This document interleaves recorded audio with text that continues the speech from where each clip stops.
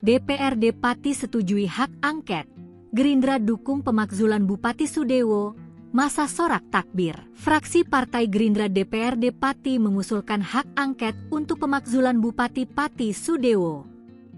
Usulan hak angket pemakzulan Bupati Pati Sudewo itu diumumkan salah satu anggota DPRD Pati fraksi Gerindra di gedung DPRD Pati, Jawa Tengah pada Rabu, 13 Agustus 2025. Padahal Sudewo sendiri merupakan bupati dari Partai Gerindra.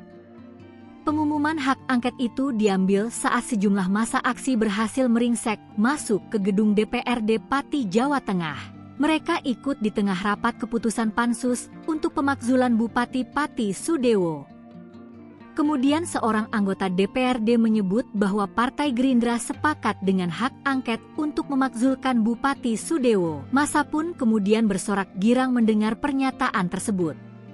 Bahkan sebagian di antaranya menyerukan suara takbir. Ketua DPRD Pati, Ali Badrudin mengatakan, usulan hak angket tersebut telah memenuhi syarat secara formal.